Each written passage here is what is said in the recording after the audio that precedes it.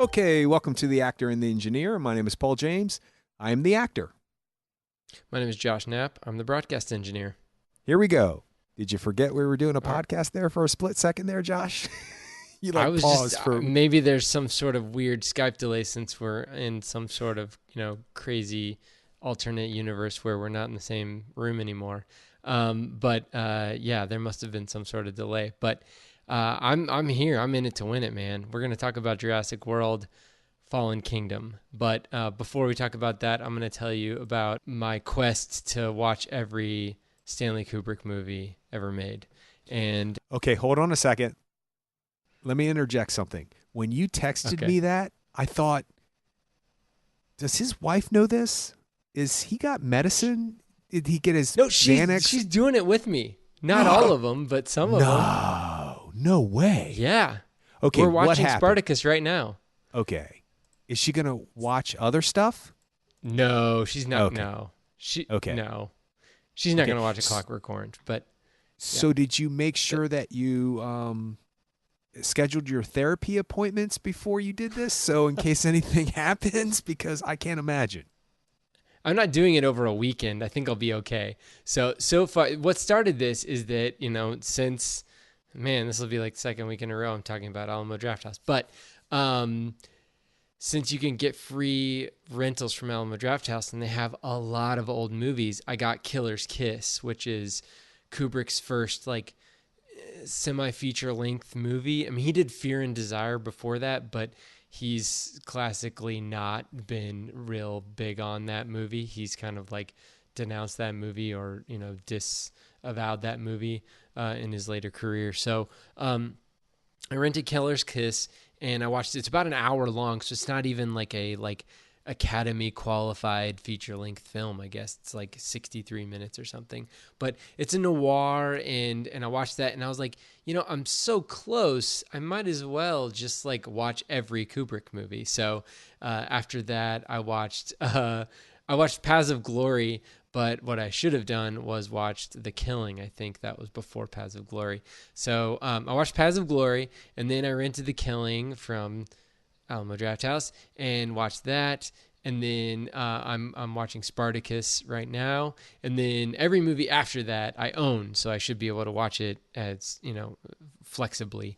But so yeah, I'm about halfway through Spartacus right now. But I've obviously seen all of the rest of the movies, but I'd never seen Killer's Kiss before, and I've only seen Spartacus once, and it was a long, long time ago. So I'm in the middle of that right now. So.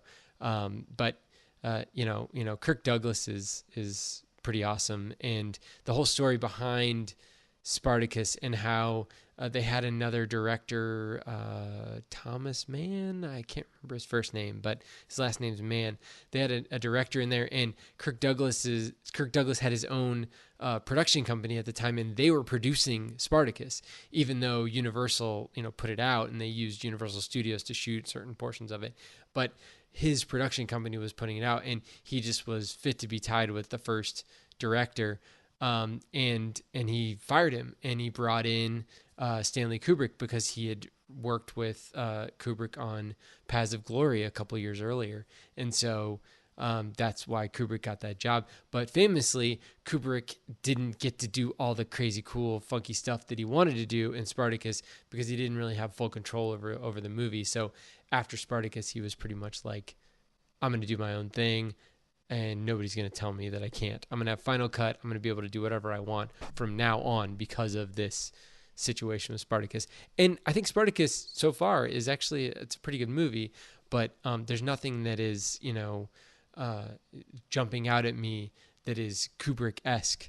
Whereas the next movie I'm going to watch, Lolita, is kind of I think Kubrick getting into his wheelhouse. So yeah, I'm excited to go through all of them, but it's going to take me a little while, but I'm excited to do that. I've never done this before, but I've obviously seen all the movies before, but I've never done it kind of in order. So I think it'll be a fun exercise. Yeah, I'm semi-jealous, and then I'm not, because that's going to be something. I've seen Spartacus. I thought it was really well done, but you're right. There is nothing that says Kubrick. It's a very well done movie. It's worth seeing. And didn't it win Best Picture? Isn't it a Best Picture winner? I'm not I sure. I'll can't. look it up, but I know it won Academy Awards, but I don't know if it won Best Picture. So It might have been nominated. That's what I'm thinking about. I think it was definitely nominated for multiple things, but it won 4 Oscars. It won. Peter Ustinov won, which he's great. Oh, that's in right. It. Yeah, He is great. really good in that. It won Best Costume Design, Best Art Direction, and Best Cinematography for color. Because that was before. That was when they actually had 2 awards, one for color and one for black and white, in 1960. Was it nominated for Best Picture? It was also nominated for Best Music or Best Score, and then Best Editing, but it was not nominated for Best Picture. I don't know why I got that stuck in my head. It won the Golden Globe for Best Picture. Oh, maybe that's why it's stuck in my head. But Kubrick was not nominated. So that's one of those things where I remember that because there's a lot of films out there where a picture, well, not a lot, but it has happened where the picture is either nominated, and nowadays it's different because there's 9 or 10 films and there's only 5 nominations for the directors. But back in the day, it was 5 and 5.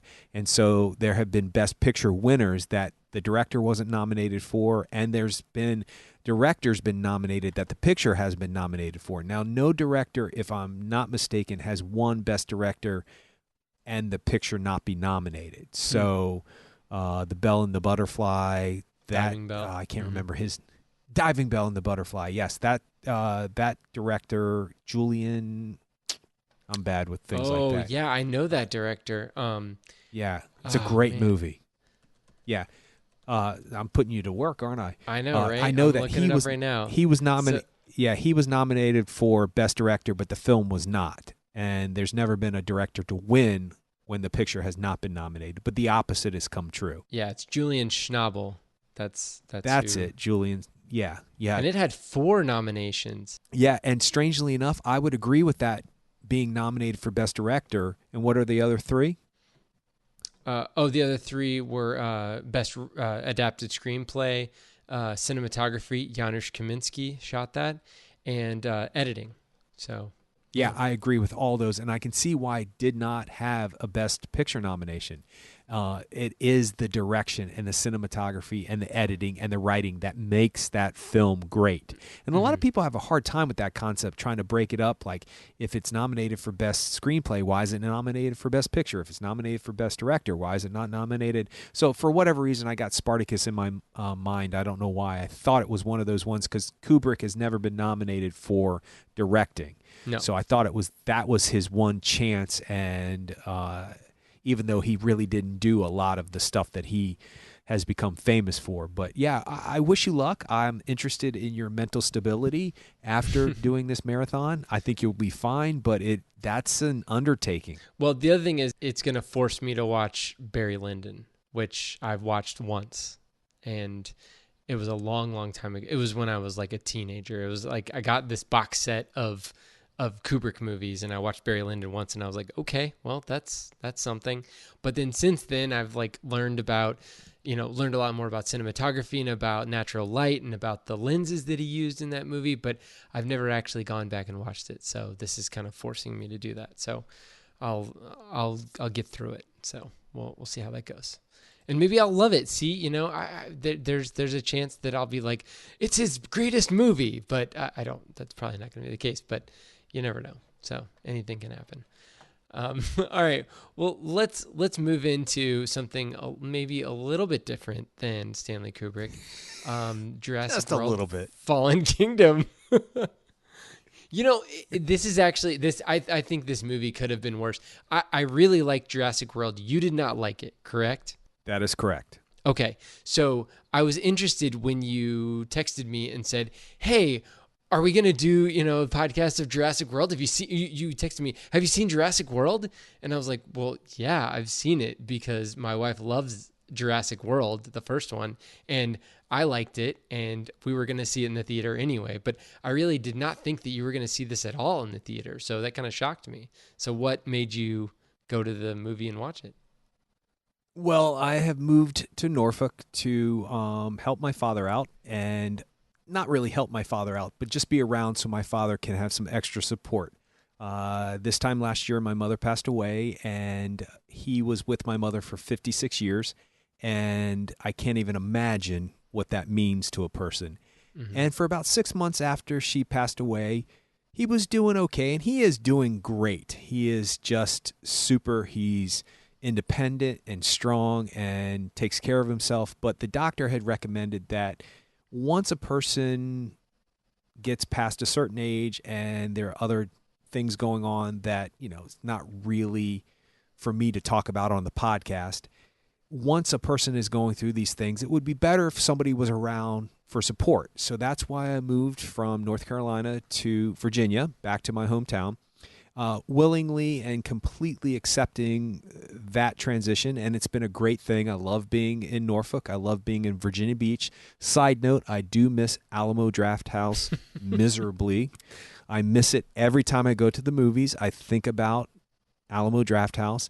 But recently, side note, I've been going to these movies and there haven't been major disturbances. People have been really respectful. They've been into the movie, and maybe I'm just putting out this vibe like, there are places out there where we don't have to deal with you. So they're coming soon. So just be chill. And most people haven't been on their phones. It's been a good experience. Well, anyway, he was all about the Solo movie. He knew it was May 25th was the release date. He was like, I need to see that new Star Wars film. We're going. And literally he walked out of the film, and I think I mentioned this on the podcast when we did talk about Solo. He walked out and he said, that Ronnie Howard guy, he did good. He's good. And I was like, that Academy Award winning director, Dad? And he's like, yeah, that Ronnie Howard, he's good. And which I didn't even know he knew who he was, but he does. My father has a really good take on movies and theater and film and different TV shows. He actually watches quite a few shows that I find intriguing. He's very much into the British dramas, Downton Abbey, all that stuff. He likes Sherlock. He loves Elementary, which is, of course, Sherlock Holmes done in the modern day world. And it's actually a really good show because I've watched it a couple times with him. The long and the short of it is he kept saying to me, I want to see the new dinosaur movie. And his little hand would go up and he'd go, rawr, like a little dinosaur. And I was like, okay. And I couldn't bring myself to tell him how much I did not like the first one. And so when my father's interested in something and it's something we can do together, why not? It's a movie. I got these gift cards when I moved from all these people who gave me things when I moved. And so I was like, why not? I'll treat my dad to the movies and I'll take him to the dinosaur movie. Rawr. So that's what we did. We went to the dinosaur movie because my father really wanted to. And I thought to myself, this is going to be an interesting story because Josh is going to want to know why I went to go see the dinosaur movie, but that's why. And so when I went to see Ant-Man, I knew that I had scheduled time to see Jurassic World Fallen Kingdom with my father, and we actually saw it today at 11 a.m. And I knew that you probably would want to talk about it. So that's when I texted you when we had scheduled my father and I had scheduled the movie. That's when I texted you and said, hey, are you going to see it? Do you want to do, or you probably have seen it. Do you want to do a podcast on it? So the reason why is because my father wanted to, and I'm actually glad I went because I thoroughly enjoyed it. Yeah, I think this movie is a totally different thing than Jurassic World was. 100%. And I think it all has to do with the director.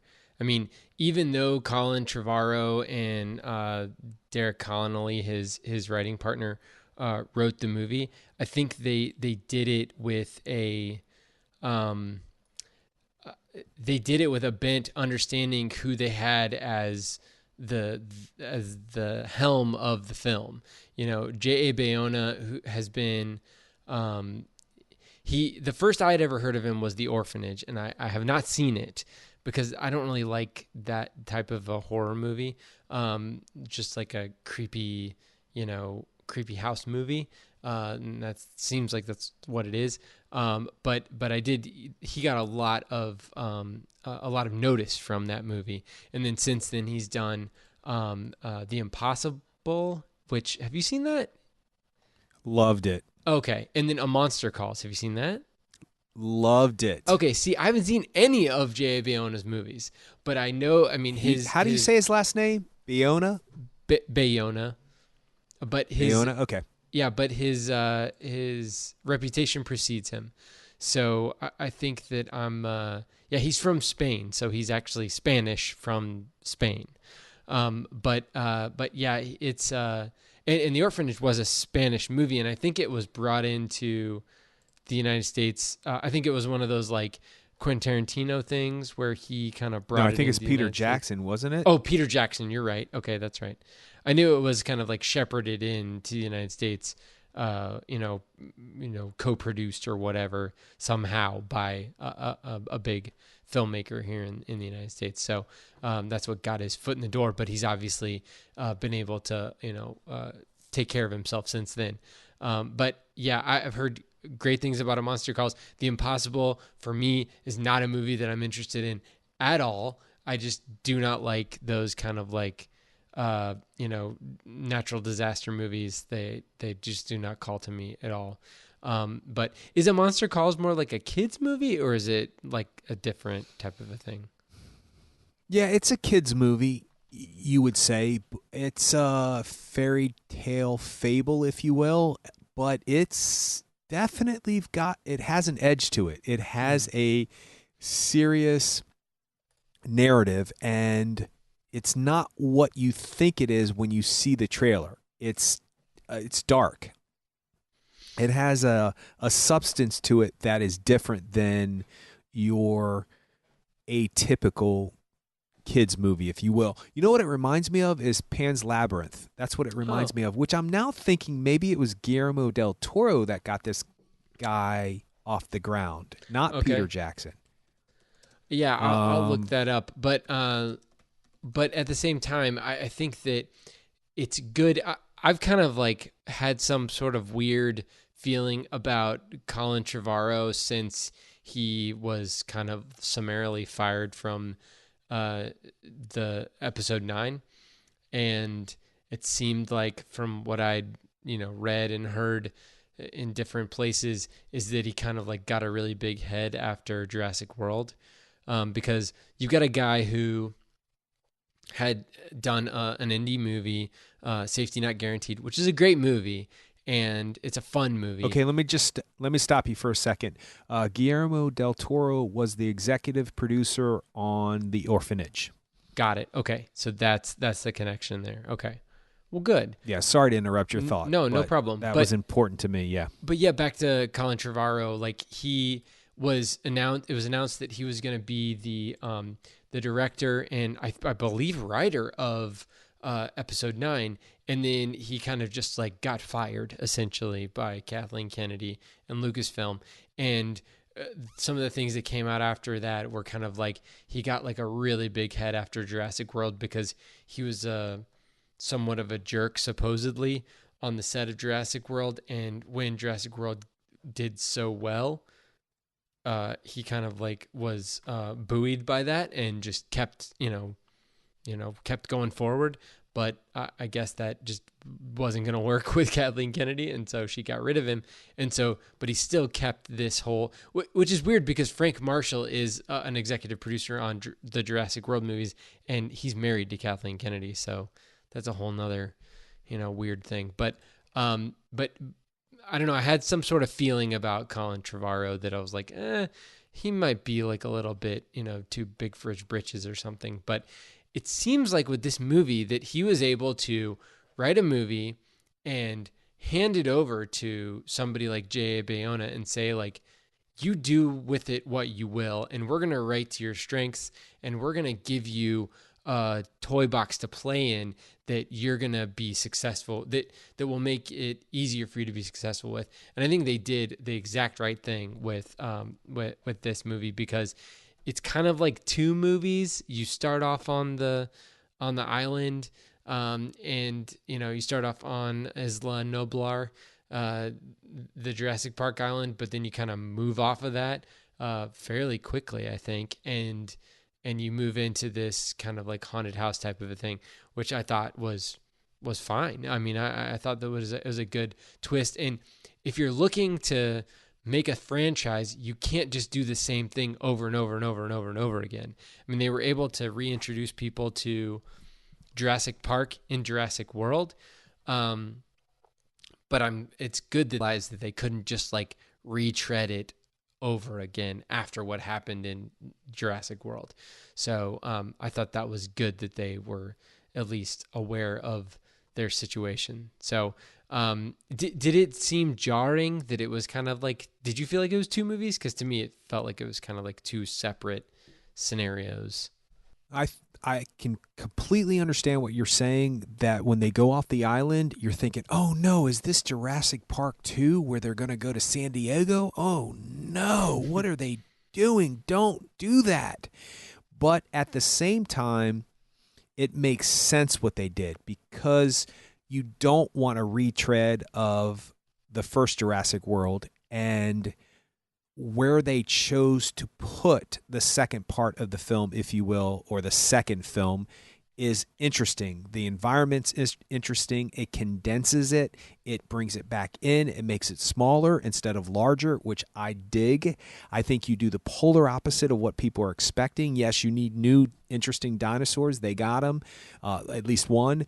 You need the same kind of like jump scares and the runs and all that other stuff where you have to run, and they make fun of her and her high heel shoes. They get that out of the way. They make not fun of, but they, if you're smart enough, it's there. You know, the first image of her is her shoes. Mm-hmm. And then when she gets off the helicopter onto the island, she's wearing boots and she jumps onto solid ground, and they make it very much a shot, and it's very much focused on that. So in my opinion, they started making up for things that I thought were deficits in the first film immediately in this one, not apologizing for them, but saying, hey, you know, these were kind of issues for people, so let's call them out and let's rework them for this film. And it worked for the narrative of this film, and I was good with that. So I wasn't jarred that they moved from the island.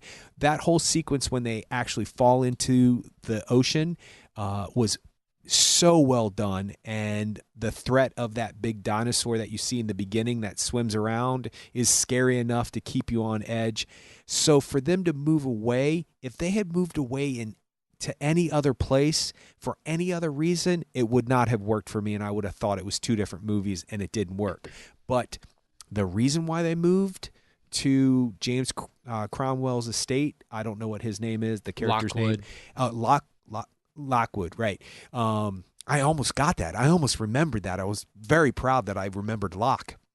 But if it had been any other thing that they were doing, it might not have worked. But for me, it completely made me forget about the first 30 minutes or whatever it is. It's not that long, you're right, because it was way more interesting when they got to that estate, and the reason why they were capturing the dinosaurs, and you know, the whole idea of them saving the dinosaurs because that's the right thing to do is not the real reason why these people want to save these dinosaurs. That's intriguing to me. There's a couple political statements in this movie that I thought, wow, that's interesting that they were able to throw that in there.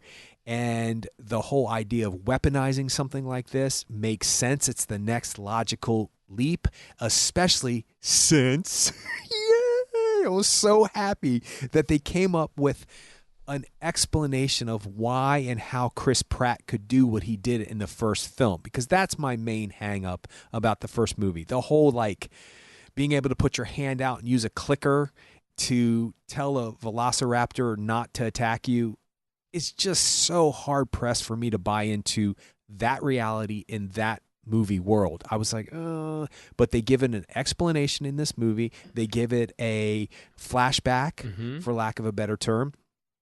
And then they utilize that to push this narrative forward. So I was good with it. So yes, it did seem like two separate movies, but it didn't bother me. I thought it worked. So you're saying the Baby Blue flashbacks actually kind of covered over the sins of the first Jurassic World movie, where they actually explained that Blue is more empathetic and has a connection with Chris Pratt's character, Owen, and that Blue can also, like, you know, be in charge of all the other raptors. So is that what you're saying? Yes. Okay. All right. Yeah. Yes, absolutely. Because it's not explained this way, but there's a connotation that because Blue was genetically modified to be in existence now, that she has learned to imprint herself on a human being and be empathetic towards a human being, because that's not anything that was part of their genetic makeup before, because there were no human beings when her type existed before. Mm-hmm. So I wouldn't say it necessarily made up for the sins, but it explained it for that world, which made it easier for me to buy into even later on in this film. And it made it easier for me to remember buying into it for the first film. So yes, I thought that was interesting. But the main point to that is that when you do find out why they're bringing the dinosaurs to the estate, and the reason why is based on what Chris Pratt's research was, that they could weaponize these creatures and get them to take commands based on what Chris Pratt learned, made it all make sense to me. So all of the stuff that I had a problem with in the first film sort of was wiped away, with the exception of a few things that I just thought were illogical and didn't work for the world of Jurassic World, the first film. So yes, I would say it helped explain that. Does that make sense? Yeah, I think so. And I think that those baby blue flashbacks, the little like web videos that they have on there, I mean, that's great too, from a, just from a kid.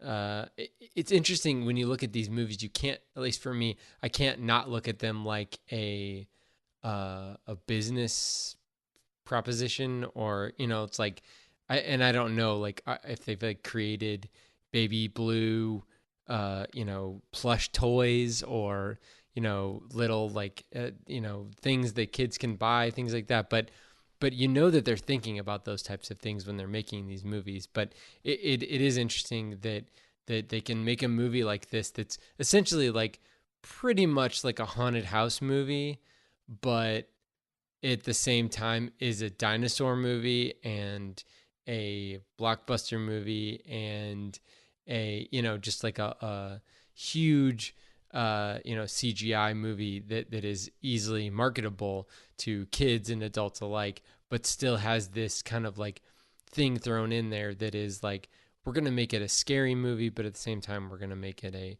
fairly easily palatable movie. So it seems like they kind of like walked the line with that.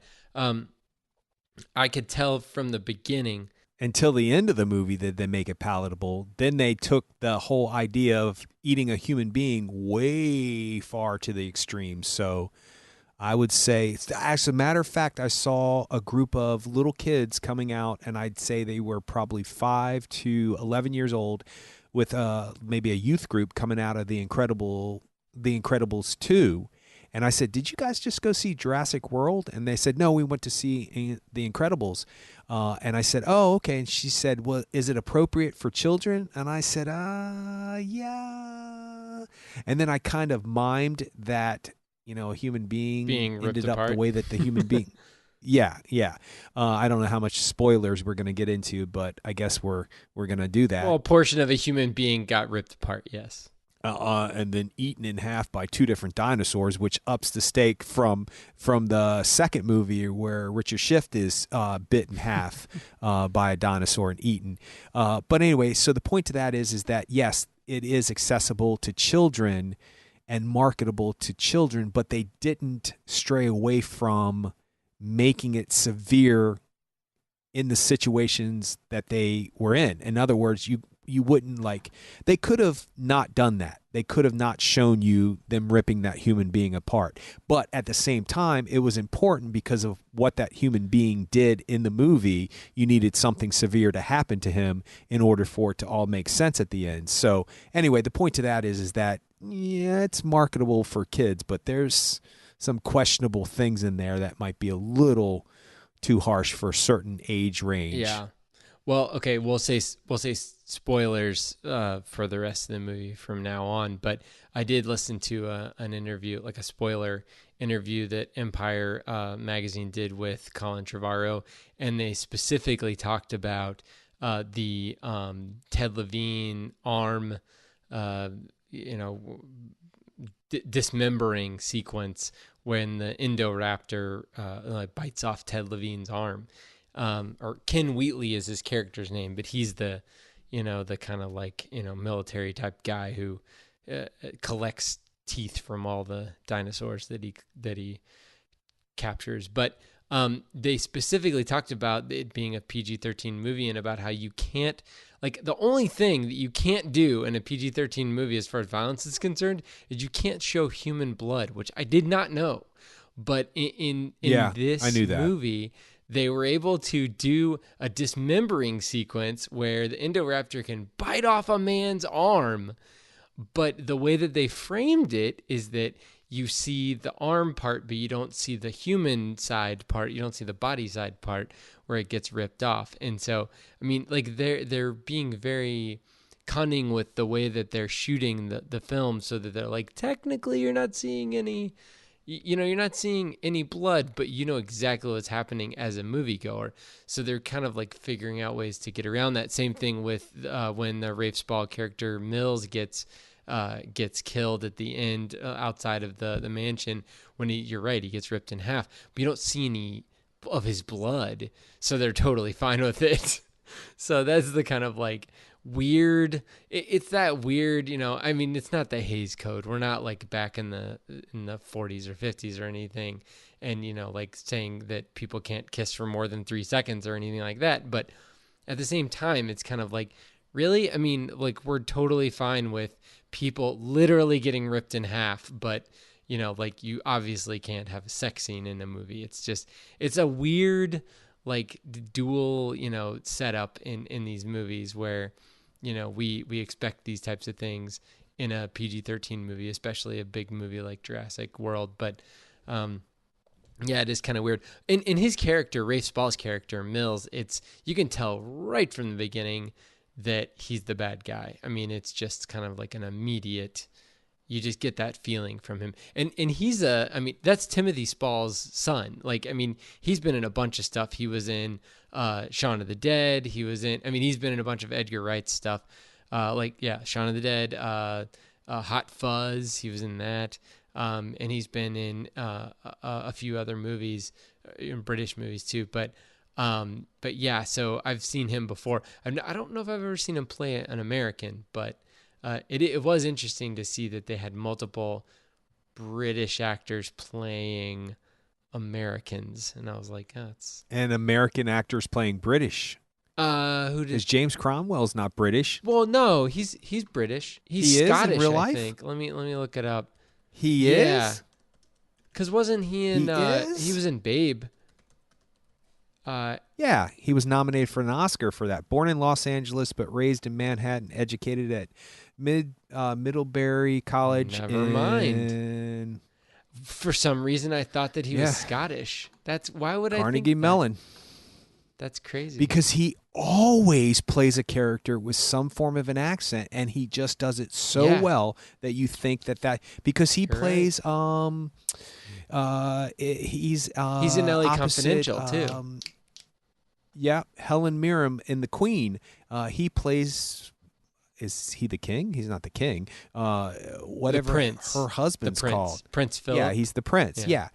Yeah, he has an accent in that, and a lot of people think that he's British because of that. But no, he's one of us. Dang, he's ours. Well, that's pretty good. Yeah. I'm glad that we can claim him as an American. So. Me too. Oh, that's great.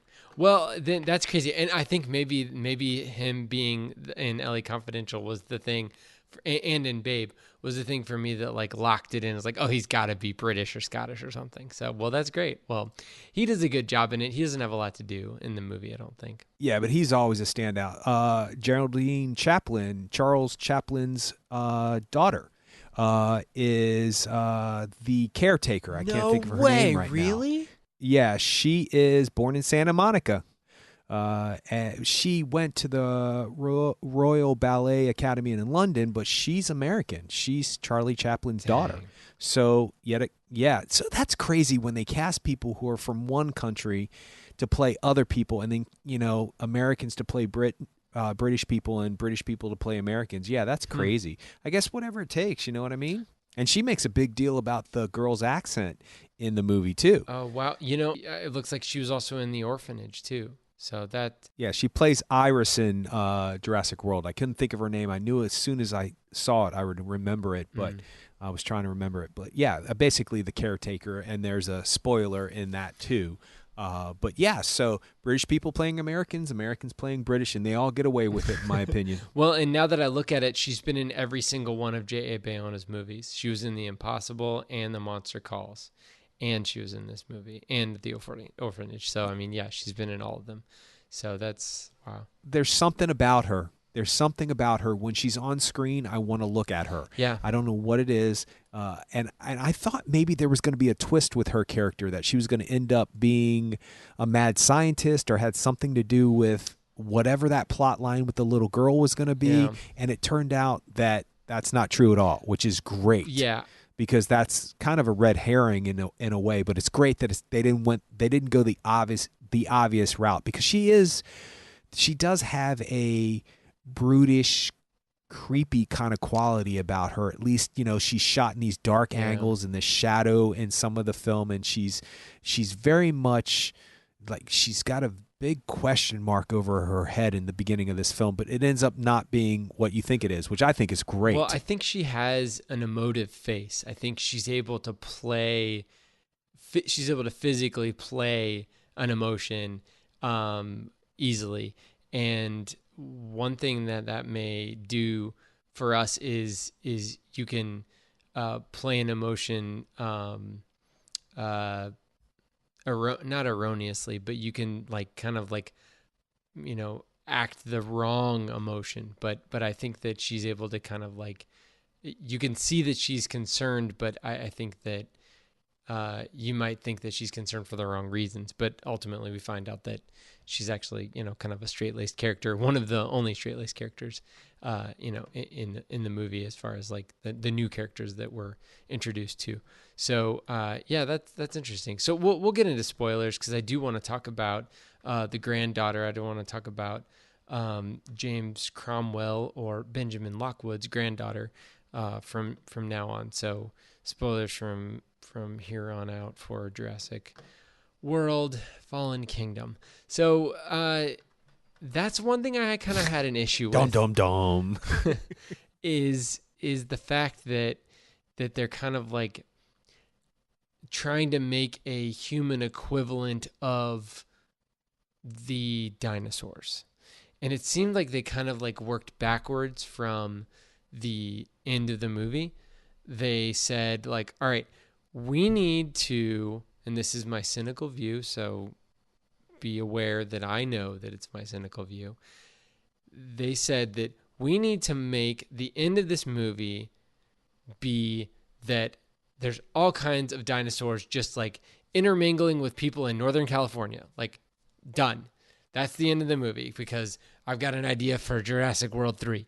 So that was the end of the movie. So then they're okay, we need to figure out how we're going to get to that point. And so they, came up with the scenario of, all right, we'll get them to this, this mansion, but we can't let Bryce Dallas Howard and, Chris Pratt let these animals out.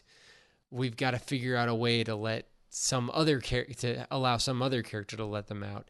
And so they kind of reverse engineer this clone of a daughter and this, character who was a partner of the John Hammond character from the original Jurassic World. So it started to just kind of sour for me once I realized that she was, or once you find out that she was a clone of whatever you want to call her, of his daughter. She's still his daughter. She's just a younger version of his daughter, I guess. I don't know how to speak about this in a proper way, but so that kind of bugged me. So did that feel disingenuous to you? Not at all. Really? Not at all. Really? As a matter of fact, I thought, no, not at all. Here's why.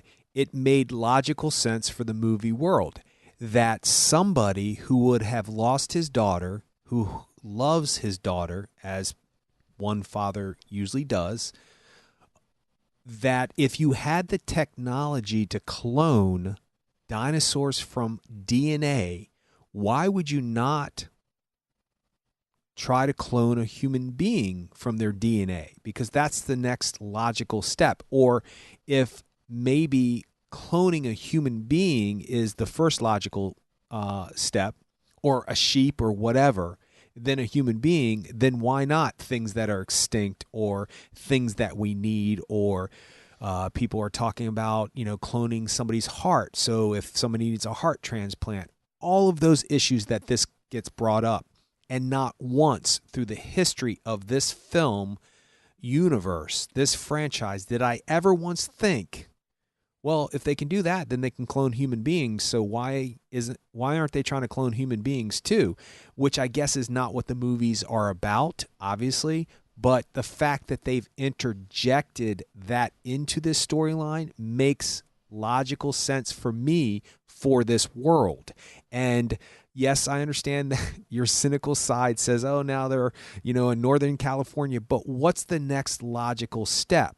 And as a matter of fact, what I said in the beginning of the podcast about them being in San Diego in Jurassic Park 2, this is kind of a retread of that to a degree, but sort of makes up for that because that became so over the top and it just doesn't work. It doesn't make sense, and it's too soon in that universe to have dinosaurs running around downtown San Diego. It's just too soon. But in the monster movie world that we have in this film industry, monsters have run around in city streets, and Godzilla knocks things down through Hong Kong all the time. So it's not that much of a leap to have a dinosaur run around in San Diego. But for that actual franchise, it was too soon to do it in a second film. And it was kind of, I don't want to say any disrespectful things, but one might say it was almost laughable. But to finally get to, what's it been, 25 years? How long has it been since the first Jurassic Park 93, movie? so 25 years, yeah. Yeah, so a long time. We've had a lot of these movies, and to finally get them to our world instead of going to their world or the world we created for them makes sense to me. And to open up the idea that you have created other creatures through this DNA thing that you can do, the cloning technology that you've made these dinosaurs with, makes sense. Now, is it as big of a shock and a big of a reveal that it should be when she pulls out the picture? No, not really, but it didn't seem disingenuous, which is the word that you used, and it seems to be the next logical step. As a matter of fact, the only thing that I had a little bit of an issue with is the fact that, the first guy, Richard Attenborough's character, has a partner that we've never seen before, and then all of a sudden, 25 years later, we see him, and he's doing all these experiments. If he had been mentioned somewhere along the lines of the original film, and I think maybe there is something in that first movie where he says something about having a partner or says something along that lines, and maybe that's just wishful thinking, but it just seems like, okay, we need to have this connected to that, and this is how we'll do it. He has this mysterious partner. And they sort of try to explain they had a falling out or it didn't work, or they try to put stuff in Fallen Kingdom to explain it, but that to me seemed a little bit more forced and wedged in there than the actual idea of a genetically altered clone of somebody who lost their kid. It wasn't as big of a reveal as it should have been for me, but at the same time, it actually started to make me question and pose different questions for this universe that I had never thought of before. I just never thought of it. It's a justification for doing what they did, but is it ethical? Which is kind of the question of the whole film. That's why it starts with what Jeff Goldblum says and it ends with what Jeff Goldblum says. And talk about exposition. Which I don't necessarily have a problem with because he does it so well, but it's that ethical question that if we can, should we? Or just because we can, should we? So no, it didn't bother me at all. And I definitely would not go as far as saying disingenuous. I can see why you might go down that route, but for me, no. I thought it was interesting. I thought it made things more, the possibilities of future films opened up for me. So I liked it. The good thing about it is that it was not inherent to, it wasn't essential to the character.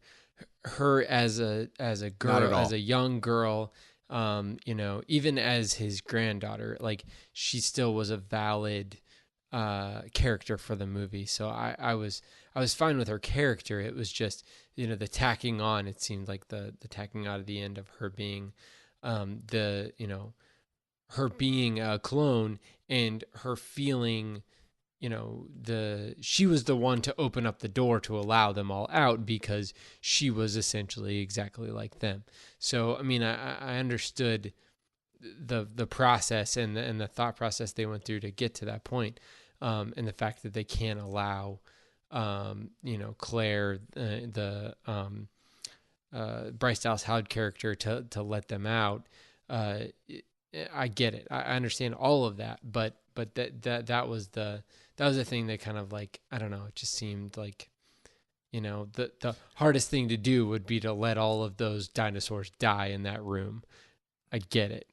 But, Well, let me interject this. If you had said, was it necessary? I would say no. Yeah. It wasn't necessary for her to be the clone. It does add something to it at the end that, yes, she's talking about they're alive. Mm-hmm. She's trying to justify her new existence and what she knows about herself. Whether or not she's a clone or not, she's alive. But it would have worked on a different level regardless of whether or not she was cloned. So disingenuous, no.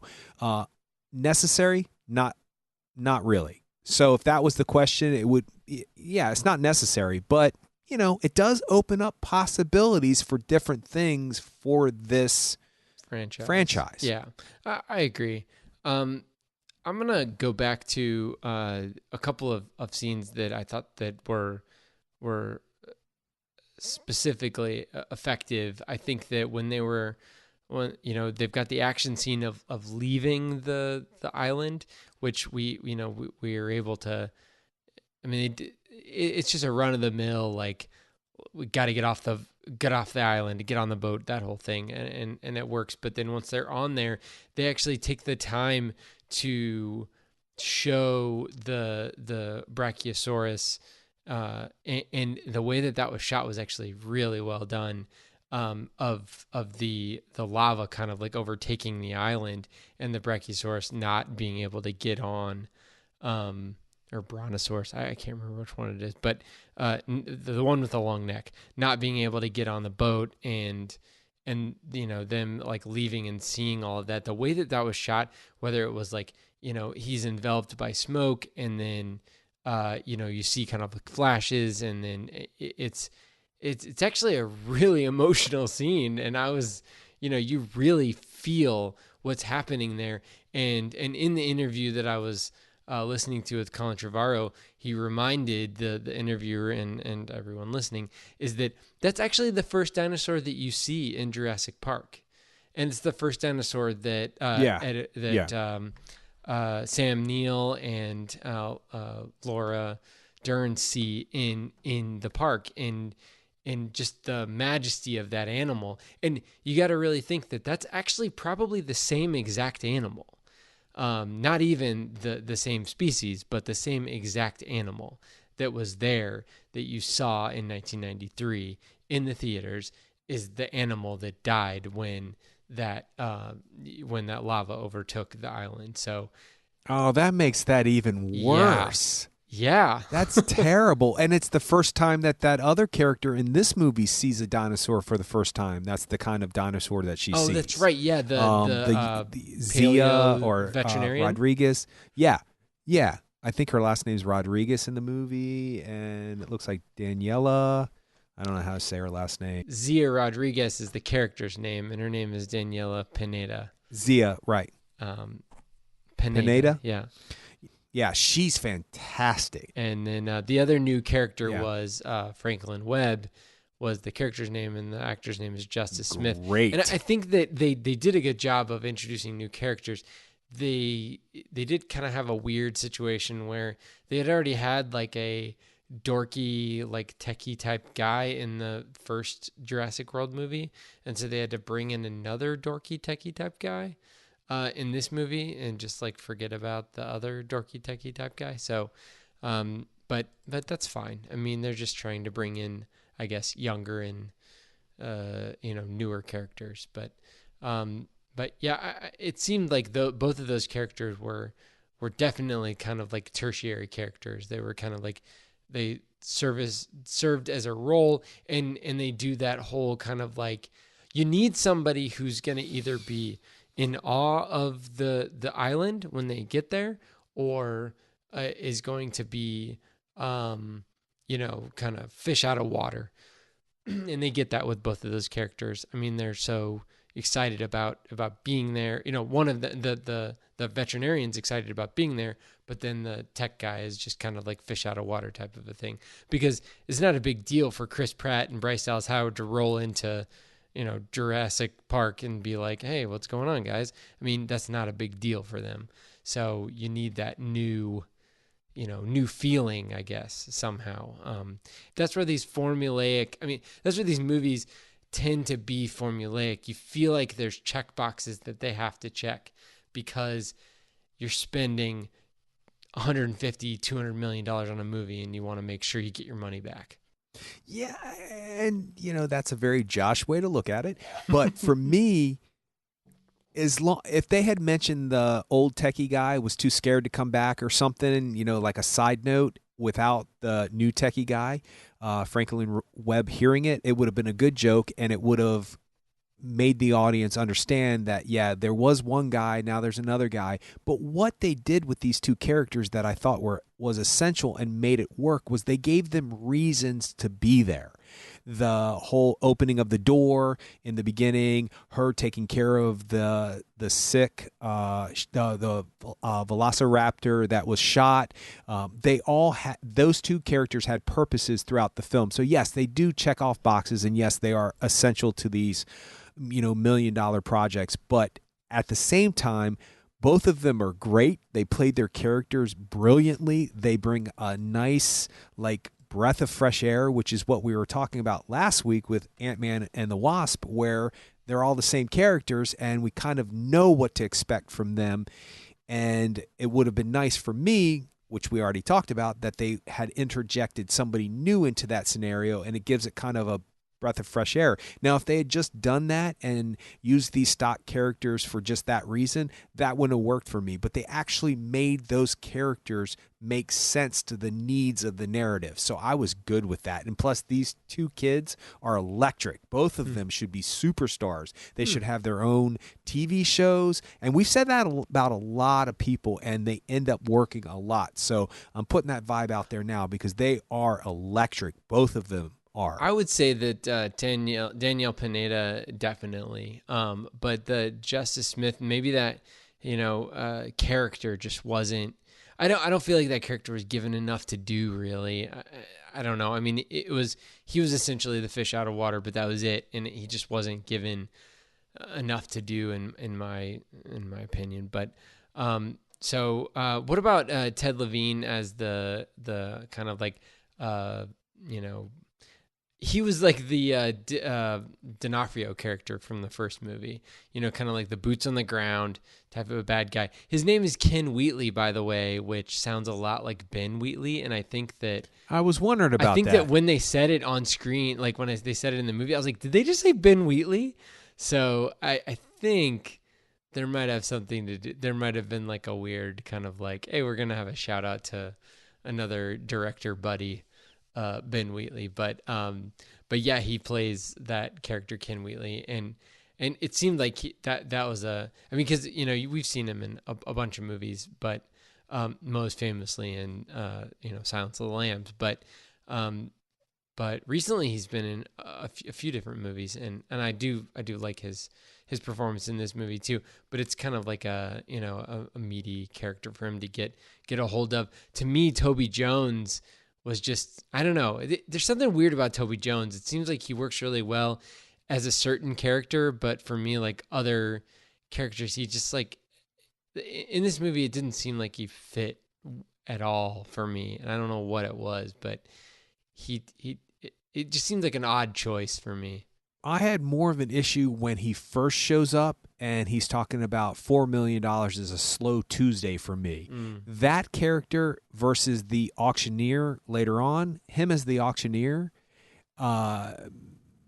made sense to me. But then I thought to myself, the only reason why it doesn't work for me is that, he's one guy in the beginning of the film and then he becomes the auctioneer. Like, why would somebody who makes $4 or $5 million on a Tuesday seem like chump change? Why would he be the auctioneer? Like, that didn't make sense to me. He would be in the audience, that kind of stuff. Yeah, that is true. So what did you think about the relationship between Bryce Dallas Howard and Chris Pratt? I mean, they kind of have to, like, at the end of the movie, they're kind of like a couple, but then as the movie starts, you find out that they've obviously parted ways. You can't really have them as a happy couple at the beginning because there's no real conflict. So they're able to kind of like fill that in and say like, oh, well, you didn't like this and you didn't want to live out of a van and that whole thing. And then, they're able to shove them back together again. And then they're able to, come back together. It's interesting, and actually doing this podcast has helped me to, start to notice these types of, like, there's just qualifications to a movie where you can't really start a movie with people, especially a sequel. You can't really start a sequel with everything being okay. It's just not done. You just can't do that because you have to introduce, there has to be some sort of a conflict. And that's interesting to me. And we're kind of like, it's like we're kind of seeing into the Matrix a little bit. And I noticed that, but the thing that we get to look at is it believable and does it make sense for these characters? And for me, I feel like it does make sense for those characters because they got to know each other in a very short period of time, kind of had an initial run-in in the first movie, like, they had a little bit of a history, and then they kind of get together due to this, extreme situation in the first movie, and then everything's, everybody lives happily ever after, supposedly, at the end of Jurassic World. And then at the beginning of this movie, we get to figure out what happened in between there. So I think they actually handled that pretty well, considering. No, I agree with you 100%. The only thing is that sometimes those situations are a little overbearing in movies like this, that they fell in love due to circumstances of the first film and it didn't work out, and it's this all-encompassing thing that completely takes over their characters for the rest of this movie until the end, where they fall back in love with each other. They talked about it. They talked about what happened. They indicated what happened. They are two different types of people, which is important to a lot of things that happened in this movie. Their choices, why they chose to do certain things.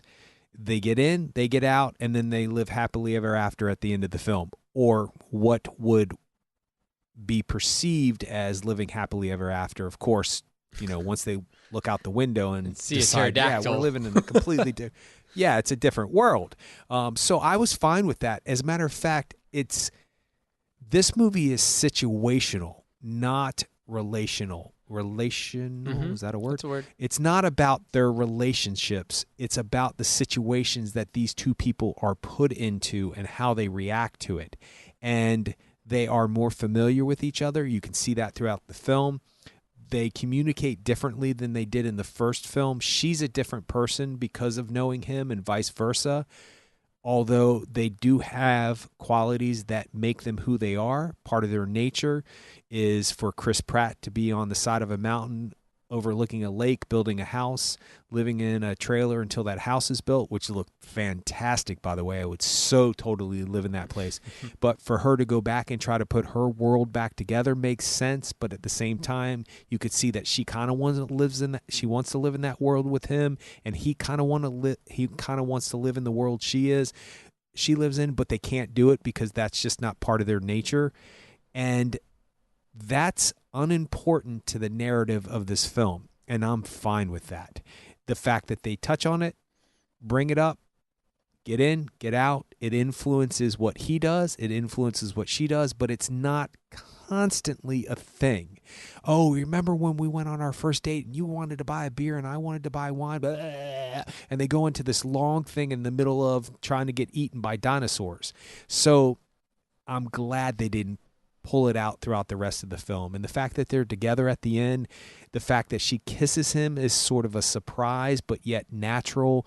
And it was not overbearing, and it wasn't this expected moment because there's all this sexual tension all the way throughout the film. It's unimportant to what we're seeing in this movie.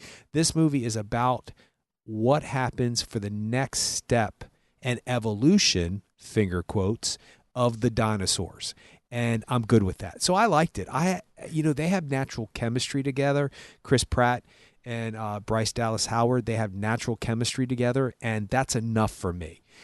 So I liked it. I thought they did that very well. And now that you brought it up, it reminds me how much it could have been a deficit to this type of movie, but it wasn't because it's not necessary, and they didn't bother with it. Mm-hmm. So I like that. Well, good. And another thing I'll say that was a benefit of this movie was the fact that they used a lot more practical effects, and you can really tell in the movie that they're actually interacting with these animals.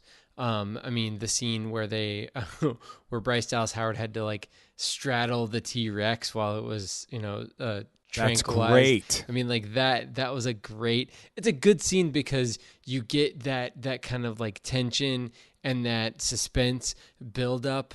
I mean, they're doing a task, but then they're also it's really the only practical way to do it is the way that they're doing it.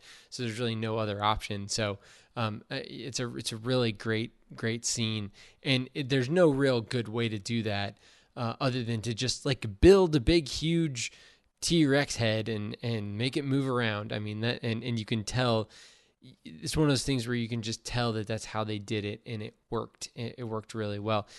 Same thing with the interactions with certain interactions with some of the dinosaurs, where you can tell when there's physical interaction with the dinosaurs. They really tried to use those animatronic dinosaurs.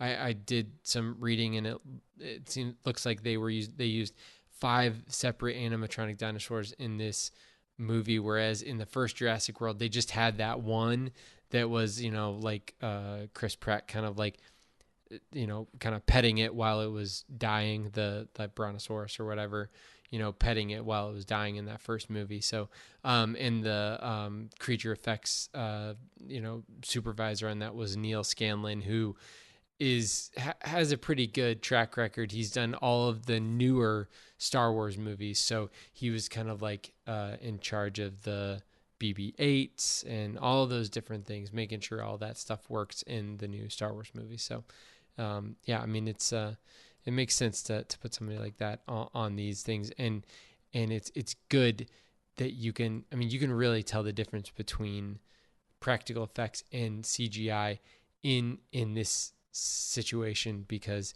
they could very easily have done CGI, but I think the actors do a lot better being able to actually interact with physical things than, tennis balls. Well, there's a proven track record to using animatronics and, puppetry and legs and arms and faces and teeth.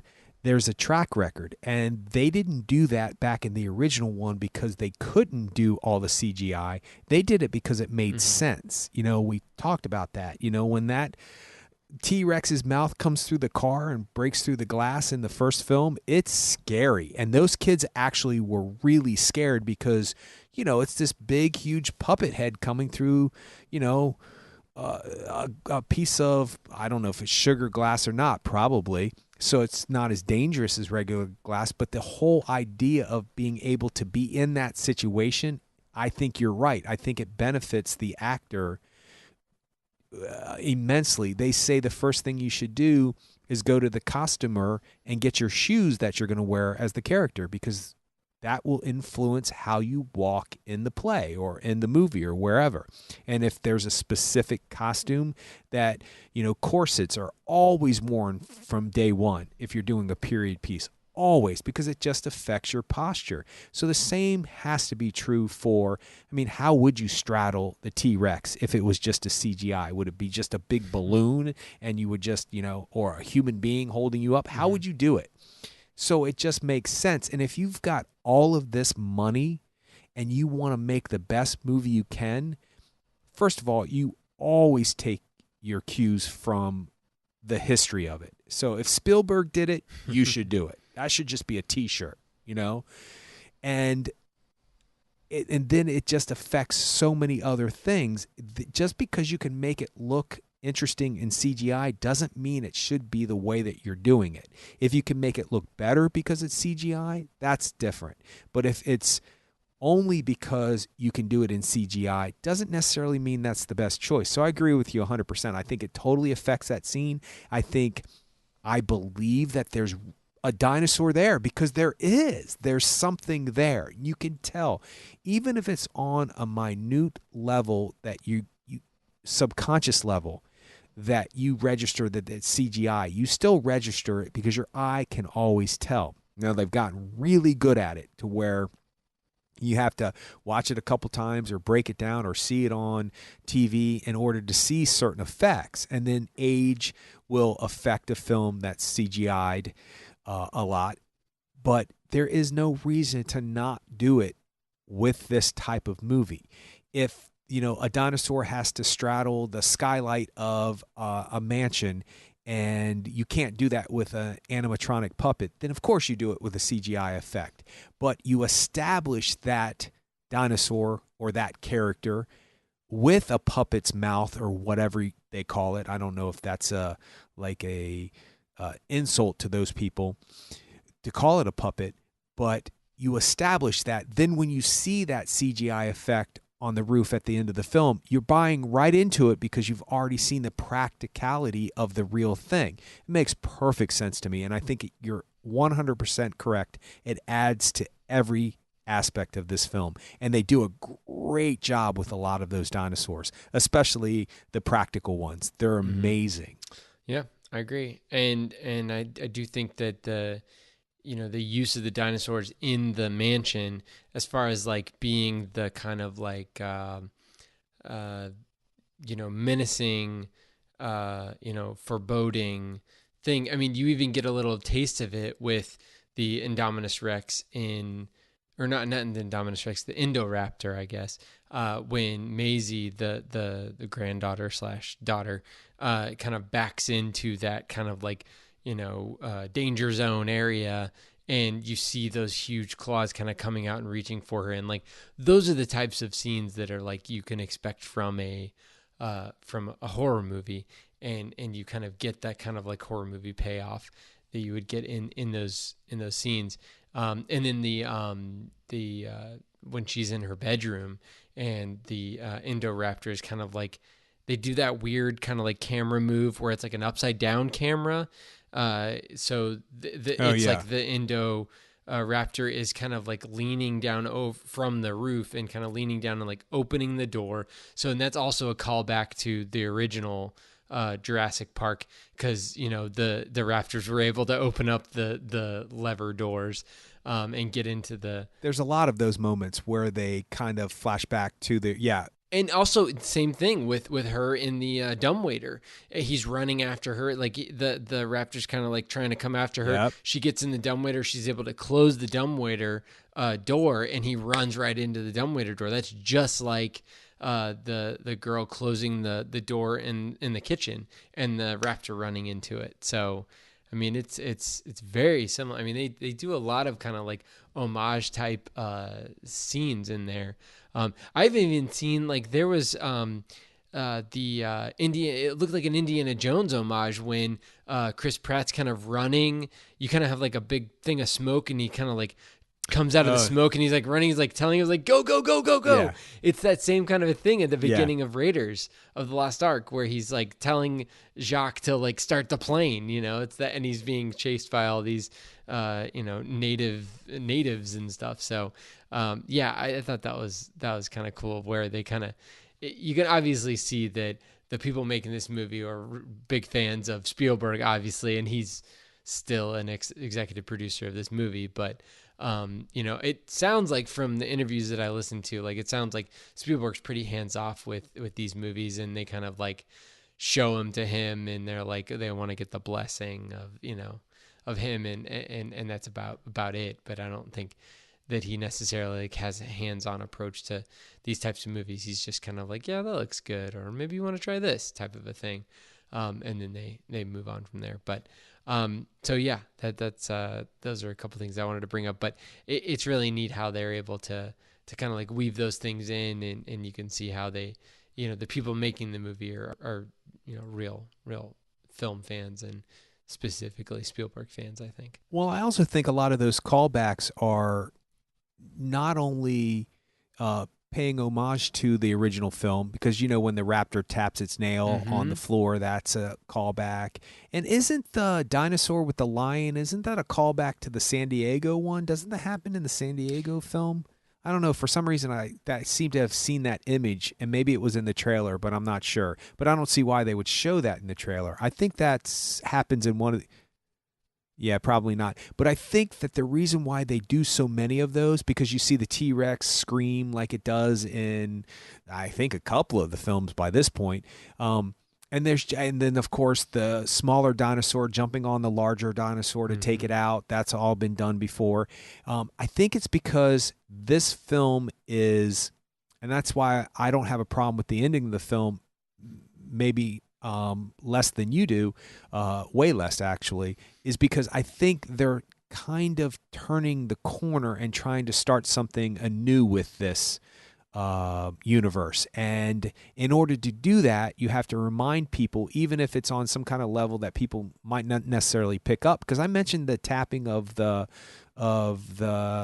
raptor's nail on the floor, that happens in the first film, and they were like, to somebody, and they were like, oh yeah, that does happen. And I said, but they kind of took it to another degree where he kind of taps like he's being impatient or whatever they were doing in this film. They take it a little bit further. But I also think in order to turn the corner and start this world in a different direction, be it that all of these dinosaurs are now in the United States and, out of captivity and all that other stuff, and not just on an island, you have to say, hey, this is where this started. These were great moments. We're turning the corner and we're going to start something anew. And that's just what they chose to do. And I think that's kind of brilliant, because if they were just imitating something because it was cool in the first film or the third film or wherever it came from, then that's a missed opportunity. But this is a way to say all of this was really cool. Now we're going to go in another direction with these films. And I think that's great. I think that's a great way to do it. Yeah, and I don't know who's planning to direct the third Jurassic. I think it might be Colin Trevorrow will be directing the third Jurassic World movie, which I guess kind of makes sense, because I know he's written it or co-written it so already, because from the interviews it seemed like he said certain things like, he had them kind of like insert certain lines in the movie during production while they were writing Jurassic World 3 to kind of have a connective tissue between those yes, films. he is directing it. Yeah, so that makes sense. That makes sense that he's doing that, and so he's either going to do this whole like, I'm gonna land the plane from these 3 movies type of a situation, or he's trying to like push it forward, so that, because my guess is that Colin Trevorrow is not gonna be like Mr. Jurassic World for the rest of his career, so he's probably gonna like do Jurassic World 3 and then move on. But something tells me that Universal is going to want to keep, churning out Jurassic Park movies. So they're going to want to have some sort of like way to move forward from Jurassic World 3. So I think that you're right. They did a good job of being able to, look forward, look backwards, and it's I enjoyed it. Sounds like you enjoyed it, so that's good. That's one more, and it made you enjoy Jurassic World, the first one, even more, right? Is that a joke? No, I mean, you said that it like answered some questions that you had or some I said problems it you answered had some with the first questions, one. but I thought you were pulling my leg. Um, Cynical, not a smartass. Okay, I keep thinking that that's one and the same with you, but it's not. I'm the smartass. You're the cynical one. Uh, no, no. I would say that it answered some questions that were needing of an answer from the first film. And if Mm-hmm. those questions had been at least addressed in the first film, then some of the things that they chose to do would have made more sense. And I would not have had to take such a leap into suspension of disbelief world Mm. all the time through the entire 2 hours of the movie. You just have thing after thing after thing after thing. They create these round, clear balls that people can get into and operate, but they never thought of some kind of like, turn off switch if you go off track. I mean, it's just, there's numerous things in that film that even in that world, and everybody's like, it's a movie, Paul. Yes, I understand that. But if we start things off with the basis of it's a movie, then that lowers the bar so far down that why even try to imagine a different world if it's just a movie? No, that's the wrong response. My response is it's a movie, so make it make sense for that movie world. And the first film is littered with things that don't make sense to me. So they did a good job in this new film of condensing it, bringing it back down, bringing it. I just read online, by the way, that this is technically the first Jurassic Park / world film that doesn't take place on one of the islands, with the exception of the sequence of San Diego on part 2. But this is the first one that comes off the island for a significant part Hmm. of the movie, if not the most significant part of the movie. Yeah. So my point to what I said in the beginning was that it answered some questions that I had at least thought of when some of the hard pressed things to believe in the first film, him being able to tame dinosaurs after all of the history of these movies. Velociraptors are the most dangerous things out there, according to all of these movies. And then all of a sudden, we've got one in a pen with 3 of them, and he's taming them with a clicker in his hand. It needed to be explained a little bit more for that world. It just was not something I could buy into. So I would not say this movie makes up for anything for the first movie, but this movie does a really good job of explaining its world for just its world. Does that make sense? Mm. Okay. All right. Well, I'll take that. You just Okay. want me to love that first movie, don't you? No, It's just it's not gonna fine. happen. I'm not. There's nothing that like makes me want to see that movie like a bunch. But I have seen that movie a bunch because Steph just loves it. She just loves to just watch that movie all the time. And I think a lot of it probably has to do with Chris Pratt, and a lot of it has to do with the dinosaurs and just the animal aspect of the movie. All that together probably has a lot to do with it. So I've definitely seen the movie a lot, and it is, for me, an enjoyable movie. So, and this movie, once again, is a totally different movie in a lot of ways. So I think it's interesting that they're able to kind of like completely kind of like change up the formula for this movie, and they have the fortitude to allow that to happen instead of just trying to like, just push that button again, just keep it moving. Let's just like, get people to come to the movie because it's called Jurassic World no matter what.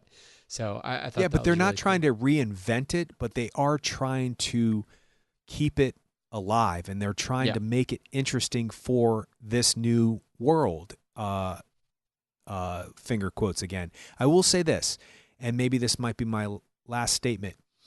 The first one, I think I saw a second time because it was on Redbox, and I thought, okay, I was kind of harsh. Let me see this film again. Halfway through it, I was like, oh, yeah, it's not working for me. And I still don't remember a whole lot from that film. I mean, I know she runs in high heels, and I know that I don't really remember. I don't really remember the movie. That's the truth.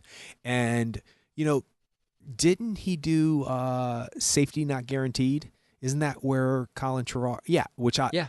Colin Yeah, Trevorrow which I did, yeah. loved. And so I don't mean any disrespect for Me him too. as a filmmaker. Uh, if it seems like I'm dissing on his movie a little too much, but the bottom line is I don't remember that movie that well. This new movie, I think I'm actually feeling like I'm excited about seeing it in the theaters again before it leaves. I think I will pursue seeing it again, or at least the thought of wanting to see it again lights me up a little bit. And so that to me it's the difference. Well, that's good. I mean, that makes sense. I think I would agree with you that this movie is more cinematic than the first Jurassic World. So yeah, I think that's a big compliment right there. So, all right. Well, you can check us out on the web at actorandengineer.com. You can go to facebook.com/actorandengineer, and you can tweet us at actorengineer. We'll see you next week.